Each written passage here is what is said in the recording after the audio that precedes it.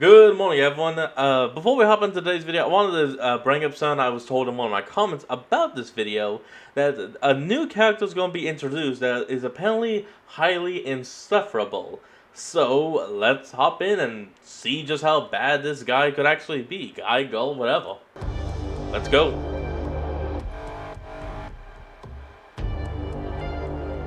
Previously on Starseed Psyche, Kyo Adachi, the Slayer Squadron, and all the other Japanese Super Wraith soldiers. Oh, right, hold on, sorry. Starseed Psyche, episode 18, the Cradle of the Kyuserax. There we go. Attacked what they believed to be an underground base of the Kyuserax.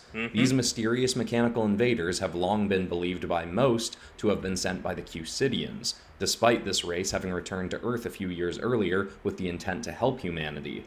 Kyo, Toshiko Yamada, damn, how far spread is this guy's legs? And Chip and Solakali all went into this mission with the intent to find evidence as to who was really behind the Kyuserax. Their own Kyusidian ally, now he doesn't look overstretched. Good walk. Phaestriel, went into the base at the same time as them, cloaked and looking for information as well. After descending to the lowest cave of the base and defeating a particularly monstrous Kyuserax, Kyo and the Slayer Squadron saw 4 ships teleport a king Kyuserax at that. Damn, that thing was a monster. And were told they'd appeared in the exosphere and were firing missiles down to the base. Before fleeing, Kyo was secretly directed by Faye to help her open a massive portal that had been right next to where the ships were. Inside seemed to be the actual base of the Kyuserax, but before going in, over their communications devices, Kyo was accused of being a Kyusidian spy by the Japanese military chief of staff, Shijikaburu, whom Kyo and his allies suspect of being part of a group controlling the Kyuserax. My response would have been like, what's your damn proof, man? I'm not no Kyusidian, Kyuserax, Kyusidian, whatever. As a Kyusidian Starseed, reborn as a human, Kyo had managed to unlock a past life ability, telekinesis, while on that mission, and used it, but had unfortunately been seen on all the cameras the Super Wraith soldiers were wearing. Kyo protested as Buru tried to convince the others to arrest him and not to go into the portal. Toshiko's mother, General Ritsu, hesitantly tried to follow Buru's orders, but soon the Slayers were divided. Captain Hekima Aka, Jin Quinn, Toshiko, and Chip all joined Kyo inside the portal, while Ritsu and the others left as ordered. Kyo owes Quinn and Hekima an explanation about his abilities, but so far has just said that he used to be a Kyusidian, and there isn't time to say more as they've heard footsteps approaching in the massive windowless futuristic hallways of wherever they are. Let's see what threat approaches in the next chapter of Starseed Psyche. Is this? Oh, no, it is multi-pieces. Okay. The 5 of us, or it's only I guess 2? Probably 6, assuming Faye was somewhere nearby, all turned and readied our blades for whatever was coming around the left side of the forked bend ahead. As I listened more intently, I noticed that the steps weren't running towards us. They were pretty slow and didn't sound like metal hooves clanging against the shiny floor. They sounded more like the dull thud of shoes. Soon we could hear voices. It sounded like they were speaking English. 4 figures in military uniforms came casually waltzing around the corner, chatting with each other. Walking. They were humans. The second they saw us, they whipped the assault rifles from over their shoulders, but before they got them even remotely aimed in our direction, we'd send our blades over and slice the weapons to pieces, then left our blades hovering in the air around the soldiers, pointed threateningly towards them. My English was far from fluent, but thankfully Toshiko, Chip, and Quinn all spoke it perfectly.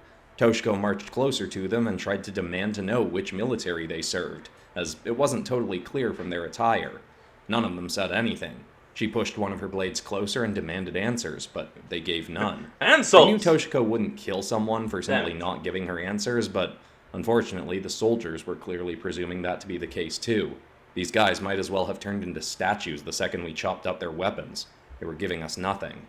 After a minute of attempted interrogations, Hekima stepped forward. We should tie them up with their own clothes and move out. For all we know, this hallway has surveillance cameras and we could have way more soldiers on us soon. Toshiko nodded and was about to grab the closest soldier when we all heard another set of distant footsteps approaching. These ones were running. Toshiko gestured to me. I pulled one of my blades back from the soldiers and stepped past them, holding my weapon ready for whoever was coming. Soon, I heard a voice. It was speaking Japanese, but with an accent that sounded American. Wait, stand down, you trigger-happy dolts! Sprinting around the corner came a tall, lean man in dressy overalls, a tie, and a plaid jacket, looking almost like some kind of weird, wannabe anime character who is trying too hard to look cool. He Oh god, it's an otaku! skidded to a stop, nearly falling over, Sorry. then pushed his round glasses farther up his face, then stared at me far too... Wait, what the hell did you pull those out of from? Hold on. Nearly falling over, then pushed his round glasses farther up his face, and stared at me far too excitedly. You just had those right there? Damn, man. Panting from his run.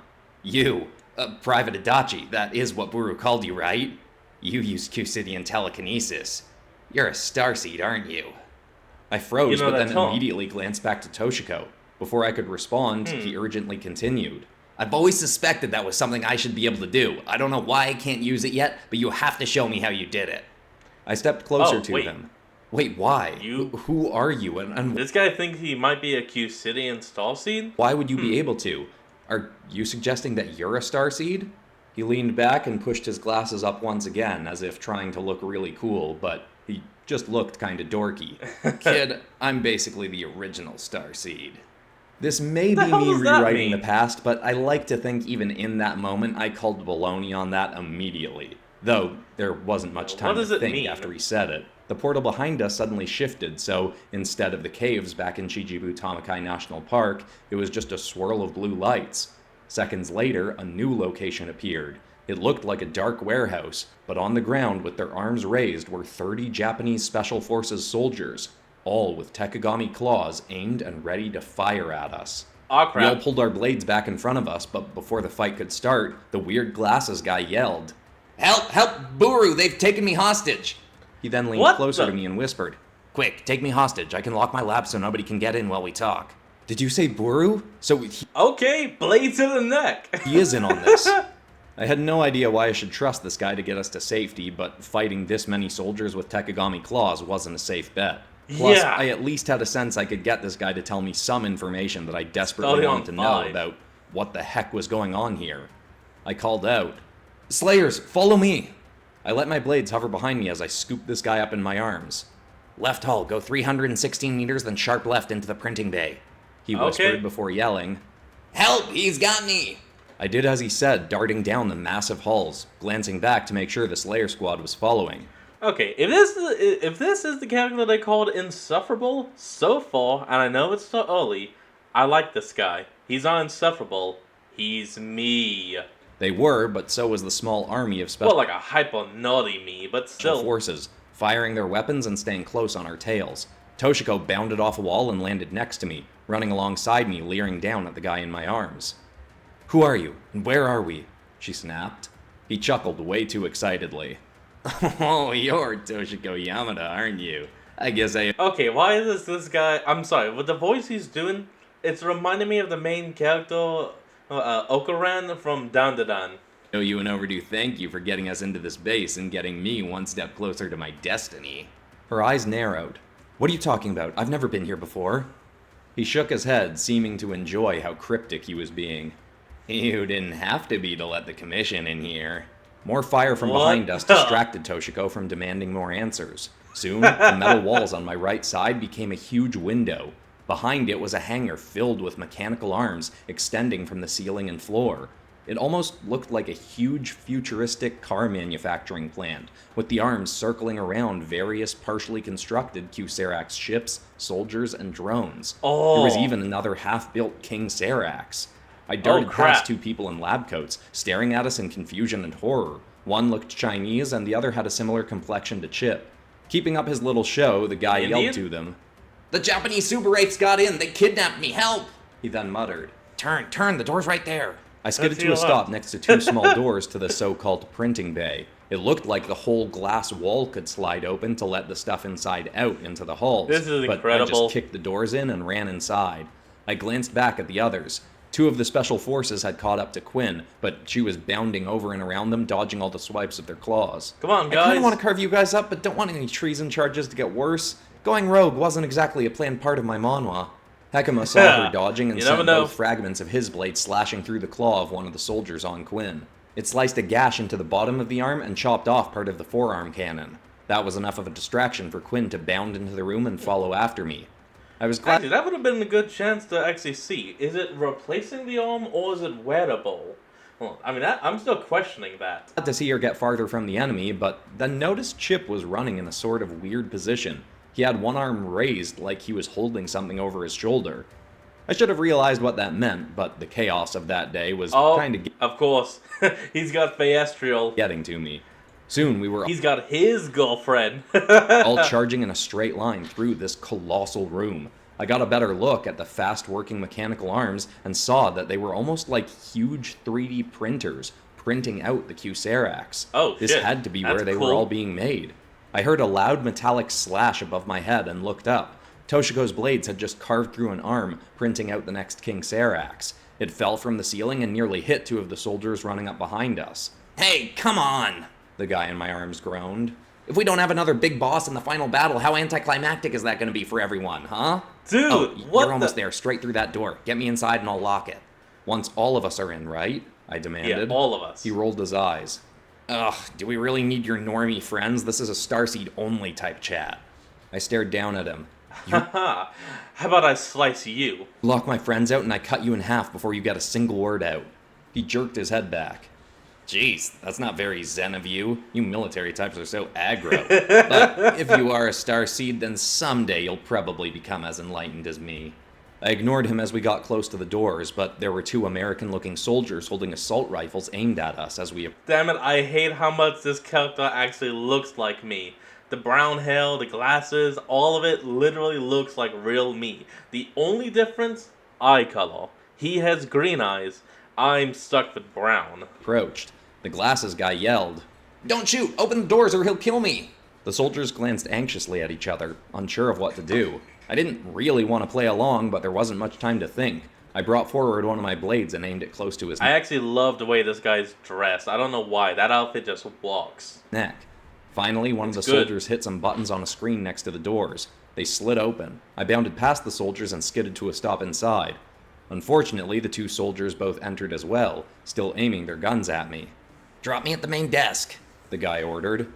The room was just as tall as the printing bay, but only about 35 feet wide. Along the walls looking out into the bay was glass, so we could see everything going on outside the room, but along the other wall was a massive screen with an array of imagery. Some of it was camera feeds from the Super-8 soldiers back in the caves, some of it was security feeds from around this base, and some of it seemed to be lenses looking through the eyes of various Kyuserax. Beneath that screen was a long row of computer-like panels and controls. I set the guy down and he immediately began hitting buttons, causing a holographic interface to appear. The rest of my allies charged into the room, then turned back to the doors. We all barricaded them with our Super-8 blades. Two of the Special Forces soldiers reached the doorway and hammered their claws into our blades. Our barrier was pushed back slightly, and soon more of the soldiers got close enough to pound the blades, pushing them back farther and farther in. The two soldiers inside also aimed their guns at us, yelling something in English. I wanted to pull one of my blades away from the door and slash their guns, but we needed all the help we could to block the claw users from getting in. I was focused on the door, but yelled back, "Any time now!" Finally, the doors slid shut, and the glass window even shifted into a textured material that made everything outside the room appear fuzzy, so you could barely tell what was out there. With our blades free, I was about to slash at the two soldiers' weapons inside, but before I could, two gunshots rang through the room, and not from their assault rifles. One soldier was hit in the head, dropping instantly, and the other ducked, turning towards the glasses guy, who I now saw had pulled out a pistol. He fired 5 more shots and hit... Where was he hiding that pistol? ...the remaining soldier in the chest with one shot, and finally, in the head with another. I yelled, What are you doing?" He just shrugged, dropping the gun on the desk. If anyone asks, one of you took my gun and did that. No, that's not very believable when you have those blades to use. They tried to shoot me to make sure I didn't tell you all anything, so I shot back in self-defense.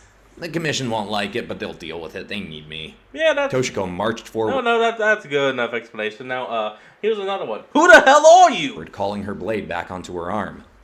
You need to start explaining who you are and what's going on here right now. Why are humans here making the Kyuserax? The commission and Shijikaburu, they're behind this, aren't they? He daintily waved his hands at her. You and the other unworthy can step back, Yamada. The chosen ones need to talk here. He gestured to himself and then to me. It made me shudder to have him call me that. Quinn suddenly took a step closer. Wait, aren't you... I recognize you. You're the creator of Crispin Publishing, aren't you? I recognized the name as being the biggest publishing company on the planet. I remembered snippets of this guy's story from a lesson in one of my business classes. He'd been a failed Canadian author who could never get a book deal. He'd gotten so desperate for people to care about his stories that he started recording audio versions of his books and putting them out on YouTube for people to listen to for free, and could still barely get anyone to pay attention. Yeah, I think the Q so Saviors page I used to hate had promoted one of his stories once because it had a lot of spiritual themes and talk of benevolent aliens, which, of course, at the time had made me write the guy off as a quack. After so many failed attempts to make anyone care about his writing, he decided to just create his own publishing house. He was learning to be a better writer while he did it, but it turned out he had a knack for the business side of things. Crispin Publishing pretty quickly became big enough to buy out a bunch of their competitors. He'd then sold the company about 7 years ago for a little over $1 billion. God. He'd sort of gone underground after that, but there was information to suggest that he You lucky bastard! purchased massive shares in multiple news networks around the world.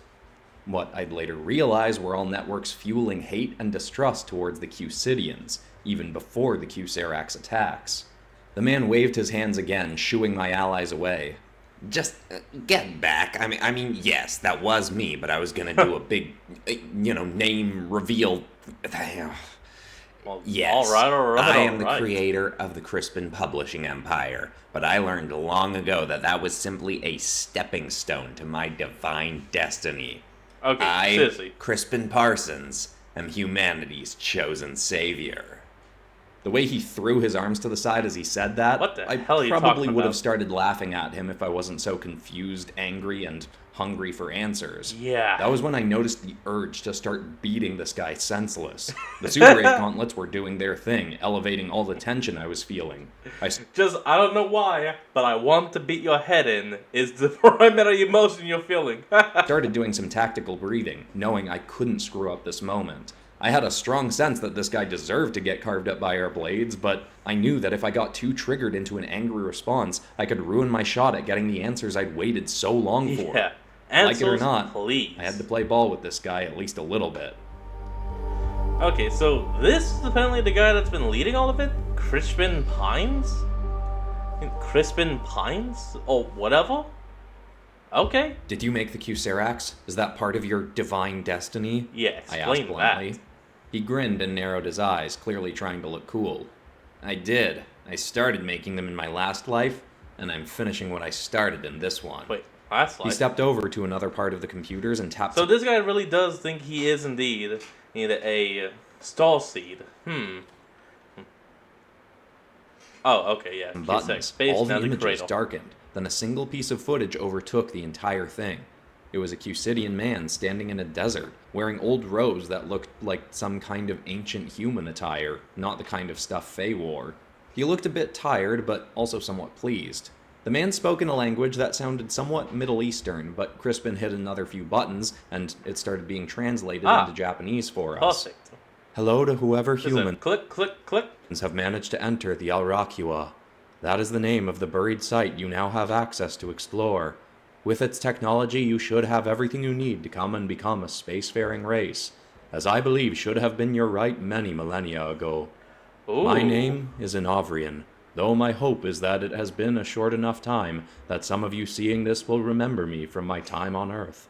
You humans may have more violent tendencies than we Kyuserians currently have, but I've known many good people in my time with you, and I'm sure someone amongst those I knew, or their recent descendants, has managed to resonate with the frequency of the doorway for it to open. The doorway? That was the test I left to ensure whoever entered was an enlightened enough being, one who seeks peace, progress, and exploration, to be worthy of the resources available in the Al-Rakua. This my life's is work. something. It was kind of incredible to see that Faye had been right about this Inovrian guy have something to do with the Kyuserax. Oh, shit, she okay. also said he'd lived sometime around 5,000 years ago.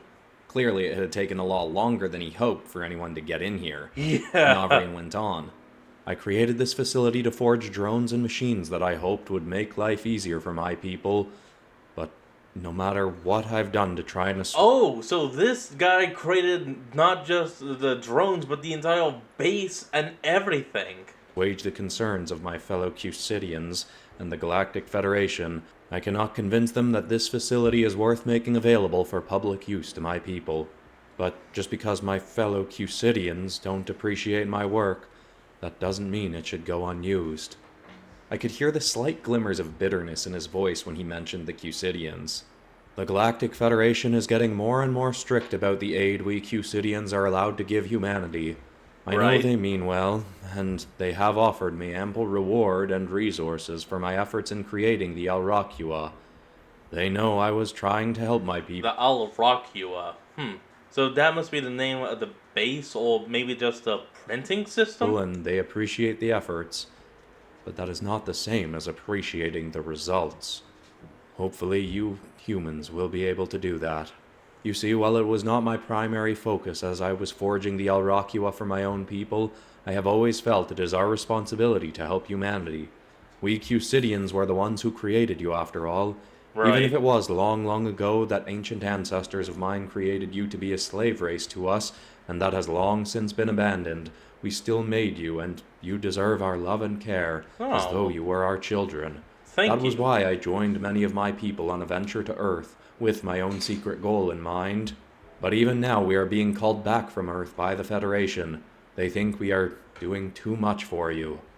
Thankfully, I believe the Federation... I mean, that kind of makes sense. If you help something along too much, it can't do anything by itself. ...remains unaware that I've buried this facility on Earth for you to find.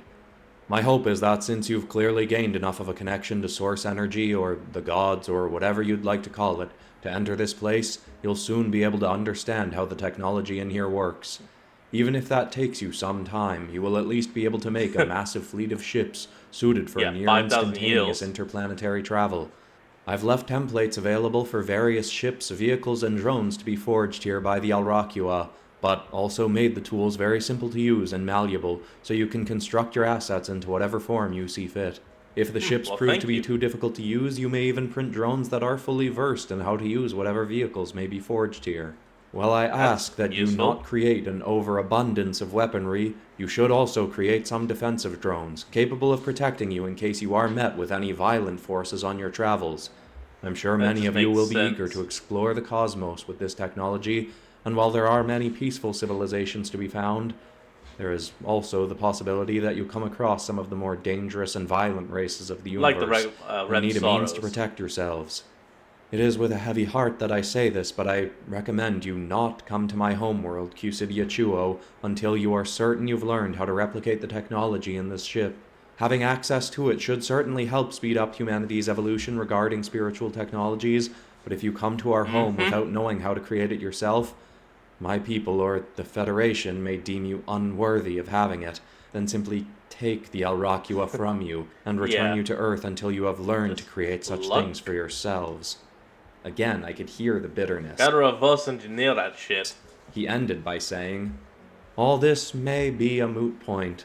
Given a new project the Federation is creating called Starseeds, who knows, maybe I have returned as a human and am the very person leading the way to taking your species out into the stars. I certainly feel more of a connection to your kind than my own. And that's why this guy, this Crispin fella, is actually thinking that he is a Starseed. He's thinking he's this guy reborn as a human. Time will tell, but for now, enjoy the fruits of my life's work. The video stopped. Crispin turned and threw his arms out to his sides. And so, I have returned. I am a Novrian. Or, I was. I used my sway with the Federation to become the first star... Faye, can you prove any of this? Please? We need some clarification. ...that ensured that I'd return to Earth as a human just in time for my creations to be opened, so I could be the one to use them to help bring humanity into our next stage of evolution. I used the Federation's own Starseed program to get exactly what I wanted. Granted, it happened a few thousand years later than I expected it to. Yeah, 5,000. I stared at him skeptically. Wait, you're a Novrian? You're a Starseed? He believes so. Do you remember your past life? He shrugged. No, I clearly didn't get to bring my memories with me, but I know that was my past life. I can feel it in my bones. Every step I took in my life guided me to find this place. I always knew there was something different about me, something special. I'd heard of Starseeds before through various spiritual studies, but never knew for sure I was one, until I saw that footage of me in my past life. I've always been fascinated with alien life and going out beyond the stars, and yet when Kyusidians arrived, I immediately felt hatred for them. It was the old me, my old life, reminding me of how they scorned my inventions. Right. I just didn't know it until I was brought into the Alrakua. Once I realized that I used to be... Oh, what was that? Huh? He suddenly jumped up in a very undignified way and Faye? swatted at his back like a massive spider had landed on him. A familiar voice spoke It's through Faye. the air from near him, but slowly walked up next to me. I apologize for doing that without your permission. Faye suddenly decloaked next to me. But I'd like to know what you felt just now as I placed my hand on you, if you wouldn't mind. I could basically feel Hekima and Quinn getting tense behind me as they saw Faye. I turned to them and quickly said, It's cool, guys, she's with us. Friend. She is friend. Chill. Thank you. I'll explain later. Hekima looked from her to me angrily. Not really selling us on the whole I'm not a Kyuserian spy thing, Adachi. I nodded. I'll explain. That was fair, but there was a more pressing matter in that moment. Like proving to this guy he wasn't who he thought he was. Crispin snarled at Faye. Explanation, please. Oh, a Kyuserian. Don't let our old people brainwash you, Adachi. They don't deserve to be humanity's ally. They came back here a little too late, and weren't even giving us the real help we needed. I was the only Kyuserian who ever put a real plan in place for humanity to acquire our birthright and travel out to the stars. I already knew where Faye was going with what she'd done, so I demanded. What did you feel when she touched you?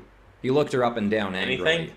Like my old race was sneaking up to try and stab me in the back for helping the humans we should have helped long ago. Faye put her hands behind her back.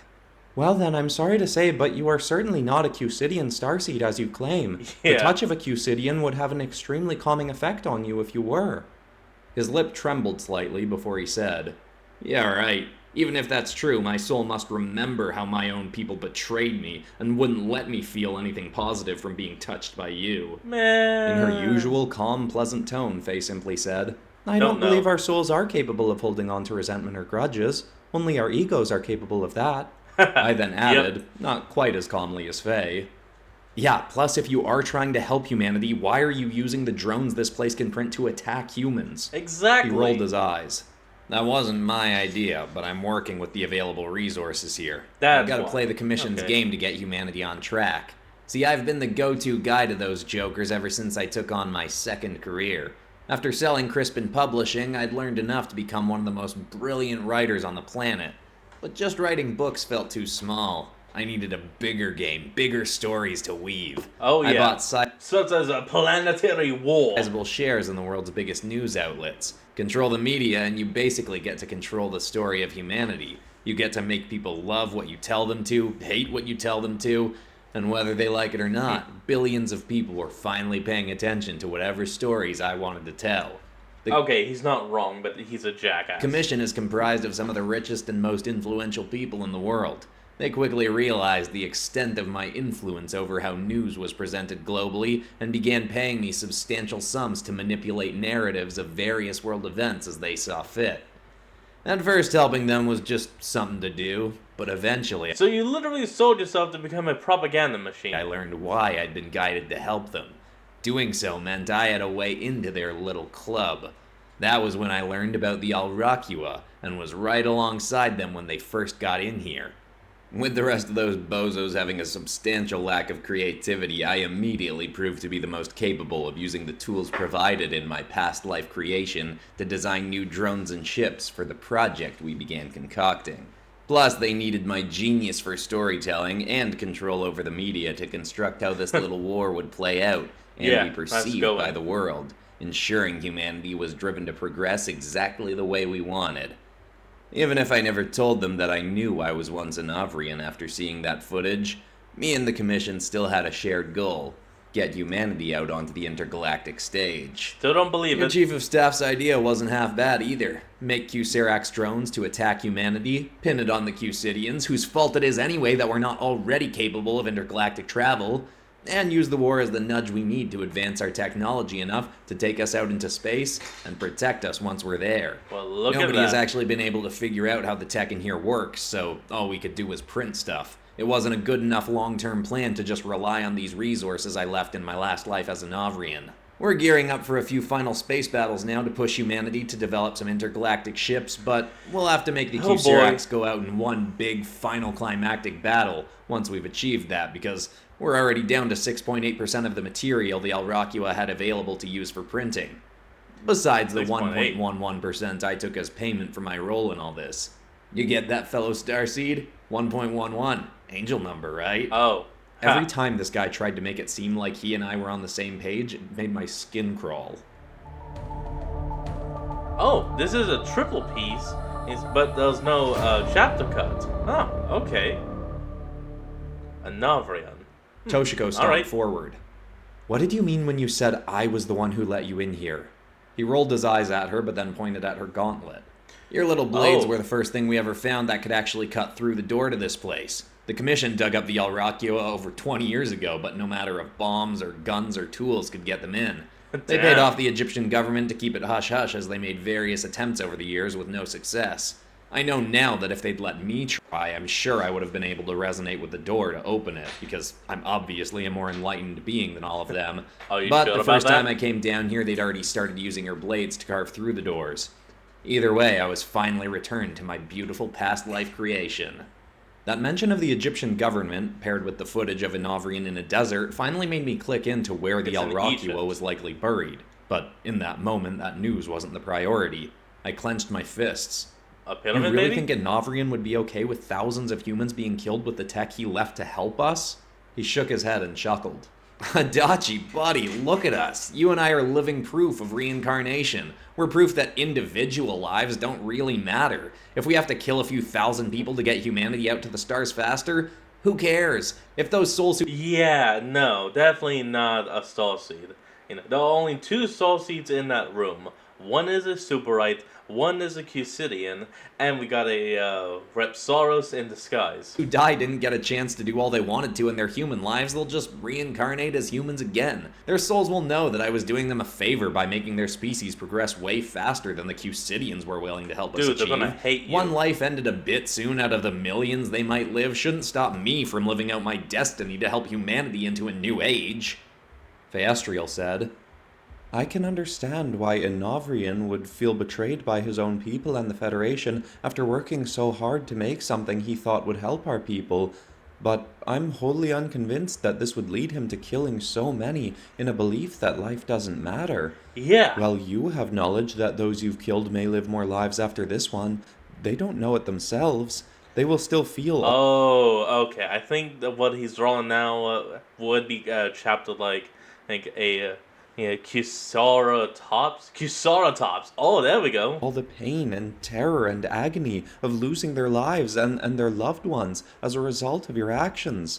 While I make no claim to be one who gets to deem what it means to be enlightened, I certainly don't believe one who intentionally does harm to others, especially on such a mass scale, could claim that term for themselves. Definitely not. This path you've taken is not something I can imagine a benevolent inventor such as a Navrian would approve of. It's gotta be straight He smirked evil. sarcastically at her. Try and act high and mighty all you want, Kyuserian. Your bias to think my former people are perfect clouds your judgment. Even now. Yeah, I can hear my spirit guides telling me to ignore everything you say. Yorick, is this guy talking out his ass? That's 10,000%. Called baloney on that too. I doubted this guy could communicate with spirit guides. Crispin was clearly some kind of next-level egomaniac, but he was also a massive wealth of information. I wondered if there was any chance Chip, Quinn, or Heckama's cameras were still sending a feed of this whole supervillain rant back to anyone who could keep it safe as evidence. Oh, but yes. Given my comms cut out when we got in here, Crap. I imagined the cameras did too. If we killed this guy, we'd lose our best piece of evidence of what the Commission and Buru had done. Can't lose Plus, the I could pawn. still faintly hear the special forces trying to break through the tinted glass to get to us. At any point, this guy could open the doors and let them through to tear us apart. There may have been even more of them out there by now. There could be a whole army waiting outside this room to ensure we never leak the information we were learning. And with only 5 available fighters up against what could be 500? Yeah, I not wanted to possible. keep this guy talking, but I also wanted to ensure my friends were safe. The longer we spoke, the more chances there were for this guy to get ticked off and just open the doors to the chaos waiting for us. It seemed like the only person who'd have any way of getting us out of this place was Crispin. I'd been asking myself for a while at that point what Faye would do in situations like this, but she was right here and I didn't know what she'd have in mind. Violence would get us killed, so not acting on all the anger I was feeling was definitely helping, but I figured a Kyuserian tactic might not work on a massively self-deluded and self-obsessed guy like Crispin. Faye's kind likely weren't used to people like this. I figured I needed a more human approach, and like Faye had once said to me, we humans are good at deception. I made a face like I was getting some kind of shocking message sent into my mind, then stared at Crispin with a surprised and intrigued expression. Hey! He asked, "What was that? What are you doing, Adachi?" "Huh," I said. "Alright, I guess my own spirit guide is telling me that what you're saying may make sense, Inovrian." Well, his eyebrow raised eagerly as I went on. Yorick. "Oh, wow, geez, yeah, I'm getting this overwhelming feeling like I really am supposed to trust you." He smiled with a stupidly wide grin. Okay. There it is. I knew you'd come around. A fellow Starseed knows truth and righteousness when he hears it, even if it took you a while. I continued. "But if it's your destiny to save humanity, don't you..." I don't know why I've been called this guy insufferable. I actually like him. He's very funny. He's one to laugh. You think you deserve the praise that comes along with that? Are you really going to be okay with hiding out in the shadows once humanity gets out into space? They won't know it was you who got them this new future. His eyes darted briefly to the ground in thought, then he shrugged. "I'm sure Source Energy or my guides or someone will find a way to make sure I'm praised for my work. A soul as good as mine will always get what it's due eventually." I wanted to gag as I said this, but went on. "Okay, but what if that's why I'm here? Maybe that's why Source guided me here today, to give you a better idea of how to make sure you get the praise you deserve." The only way a bluff this weak could actually work was if this guy was as colossal an egomaniac as it seemed like he was. He stepped closer to me. "I'm listening, but why would Source send someone who's clearly aligned with them?" He gestured his head towards Faye. I glanced at her, but she said nothing and just allowed me to go on. "Thank you, Faye. Maybe the praise coming to you won't just be from humanity. Could be coming from the I think my guide is saying that your praise won't just come from humans, but from the people who scorned you as well." To my surprise, a familiar voice actually then did start speaking into my mind. "Ooh, Yorick? This is my favorite thing you've ever done, my beautiful little edamame. Tell them..." Yeah! Yorick! Oh, that is awesome stuff. Thank you, Yorick, for making an appearance. "Behemoth Ego here how to get his non-existent telekinesis unlocked. That'll be extra juicy bait for him." I concealed a smirk as Yorick's words gave me an idea. "Yeah, look, I'm not always great at listening to my guides, but..." Crispin put a hand on my shoulders. "It's okay, it'll take a lot of practice for you to get as good at it as I am. Just try to focus. What are they saying about me?" I was so tempted to headbutt him right in the nose, but stopped myself. I said, "It seems like the reason you haven't gotten your telekinesis back, which you definitely deserve to have by now, is because you were cut off from it, since the Kyuserians and Federation didn't trust you to have that power. But once they see you leading humanity into the stars, they're going to realize that you always deserved it and grant you access again. They're finally going to see after thousands of years that you were right to help humanity. You always were the chosen one." He closed his eyes and took a deep breath while swaying his head back and forth. Love it. "Yes, yes! I can feel it. Oh, you're so right." I continued. The ego on this guy. He's not insufferable. He's a fucking joke. Oh, damn. "But in order to do that, humanity can never know that you were responsible for these attacks. Humans are simple. They won't understand why it was necessary." He gasped. "You're so right. They don't have our level of awareness." "But there are already obvious people set to take the fall for this," I said, well thinking that whatever the name of Leonardo DiCaprio's character in Inception was, he had nothing on me. Crispin stepped back with his eyes wide. "The Commission. That must be why I was paired with them. They take the fall, I tell the world it was them. I say they forced me to help them, or that I was pretending to help them to sabotage them. We can figure out the details later, but you're so right. I can feel it. This is all part of my destiny. It's why you were brought to me. Even the Kyuserian here will see soon enough."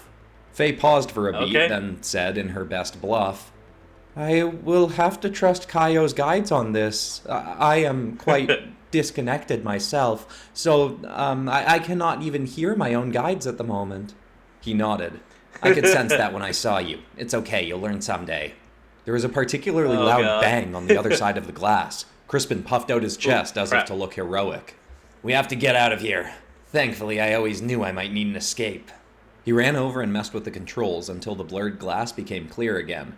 Outside the doors, we could see not only the 30 Special Forces soldiers, but also a swarm of Kyuserax, including 2 of the Triceratops-like Kyuserax bombarders, with their weapons. Oh, these are the bombardos, okay. And re-aimed at us. Yelling out orders to fire, wearing a Kyuserax tech crown on his head, was Shijikaburu himself.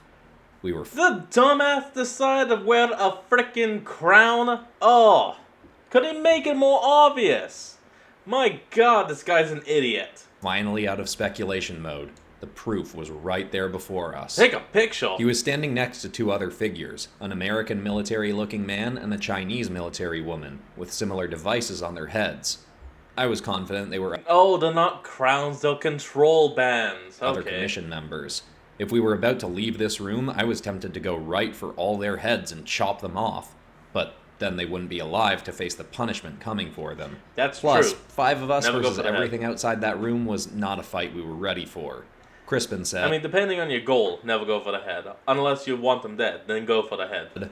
Okay, flying out isn't in the cards, but maybe... No, not maybe. Definitely. Source, guides, lead me to success. When I turned around, Crispin had one of those same crown things on that Buru was wearing. Oh. Adachi, Kyusidian, less important guests, move back. Come on. He gestured us to the farthest side wall of the base. As we moved, I looked at the others for any sign of what they were thinking. Nobody was giving me any particularly dirty looks. It seemed like they got that I was playing this guy. I expected Hekima to look not too pleased, but he actually gave me the most assured nod of everyone. I guess I should have expected a good actor like him to appreciate the ruse I just pulled off. Crispin closed his eyes, taking a sharp inhale through his nose, then put 2 fingers on each side of the crown. Oh. I didn't know for sure, but I was on. pretty positive that pose wasn't something he needed to do to activate this thing. Definitely he was just trying an to ego look thing. cool or powerful or something. Suddenly, a burst No, man, if you want to look cool while you're doing something with your mind, never put your fingers to your head. And just lift one hand and use only that. of light, like what we'd seen back in the caves when the ships vanished, shone in the middle of the room above us. A smaller Kyuserax vessel appeared in the air, just barely narrow enough to fit between the screen and the glass wall. Oh, Crispin damn. looked at me with a proud smirk. My own custom ship containing my percent of the printing materials. Shall we? A hole in the bottom Yeah, of the okay. ship opened and a beam of soft light shone down from it. Crispin walked up to it, giving a flowery wave to the soldiers trying to get in as he moved. When he stepped into the beam, his body was raised up inside the ship. The rest of us followed close behind. Just as I was about Awesome. to step into the beam, I turned and stared at Buru, who quickly made eye contact with me. I hoped before this was all over, I'd get a chance to confront him more closely. But for now, I just wanted him to know I got your number, bitch! Then that you he was jump about to in. be beaten. I raised my hand and gave a very sarcastic smirk and salute, then stepped into the beam myself. I was raised up into the vessel alongside my allies. A few seconds later, the view outside the front window of the ship changed from the walls of the Alrakua to the vast darkness of space, with Earth visible Awesome. in the distance below. And now we get to see what the bombardos look like. Nice. I think we now have all of the Kyuserax weaponry. I think so. I could Blue sense balls. that when I saw you. It's okay, you'll learn someday. Such a... Whoa! You didn't even say anything, Ben. Oh my god, I thought Tarsus sucked. Outside the doors, we could see not only the 30 Special Forces soldiers, What? Goat with a pumpkin on its head. And it was looking at us like, I'm gonna chomp you up with my goat pumpkin teeth. I've always really liked this idea of writing some kind of insufferable parody of myself into one of my stories, and I kind of feel like I knocked it out of the park with... Oh yeah, the character's name, your name. I never even realized it. And, I guess because these are one of the videos, well, your name doesn't really appear on the bottom.